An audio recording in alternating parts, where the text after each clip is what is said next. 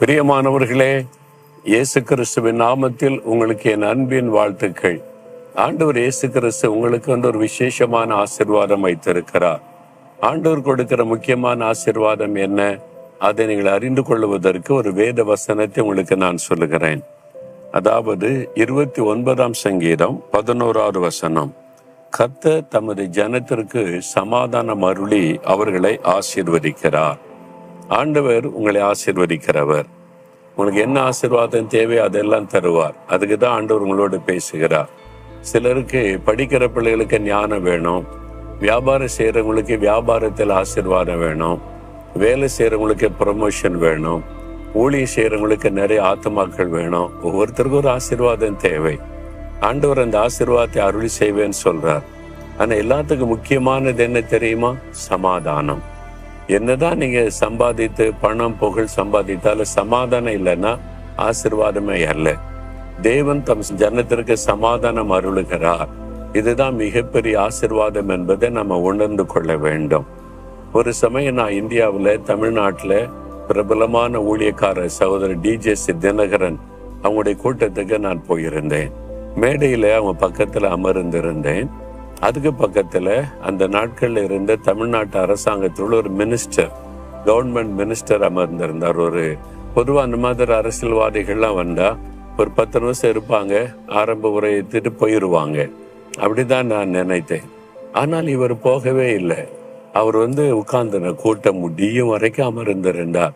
இந்த வசனத்தை கேட்டுக்கொண்டே இருந்தார். அவர் கிறிஸ்தவர் அல்லாத மனிதர்.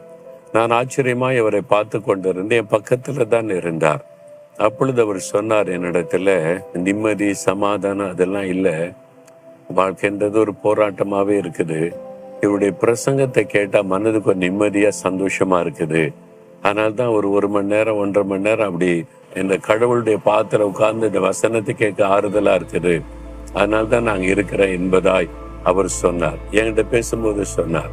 அப்போதான் நான் அறிந்து கொண்டேன், அவருக்கு பதவி இருக்குது, பணம் இருக்குது, புகழ் இருக்குது, சமாதானம் இல்லை, நிம்மதி இல்லை.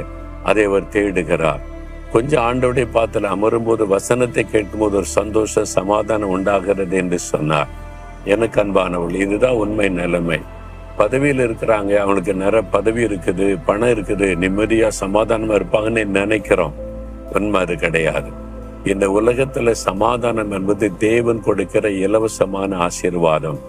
இதை சமாதான பிரபுவாகிய இயேசுதான் தர முடியும். என்னால் நம்முடைய சமாதானத்துக்காக சிலுவையிலே மரிக்கத்தனை ஒப்பு கொடுத்து நம்முடைய பாவத்தை சுமந்து அவர் நமக்கு சமாதானத்தை உண்டு பண்ணினார் என்று வேதத்தில் பார்க்கிறோம். அவருடைய இரத்தத்தினால் இருதயம் கழுவப்பட்டு அவர் நம்ம உள்ளத்துல வாசம் பண்ணாதான் சமாதானம் உள்ளத்தில் உண்டாகும். அந்த சமாதானத்தை உங்களுக்கு அருளி ஆசீர்வதிப்பேன்னு சொல்லுகிறார். உங்களுக்கு சமாதானம் இருக்கிறா? அந்த நிம்மதி இருக்கிறா? ஆத்ம அமைதி என்பது உங்கள்கிட்ட இருக்கிறா? யோசித்து பாருங்க. அப்படி இல்லாட்டா அந்த சமாதானம் எனக்கு வேணும்ன்றவங்க, இயேசுவே நீ சமாதான பிரபு, எனக்காக சிலுவையில் மரித்தீர், என் பாவத்தை மன்னித்து எனக்கு சமாதானம் கொடுக்கணும், என் உள்ளத்துல வாசம் பண்ணு கேட்டு பாருங்க.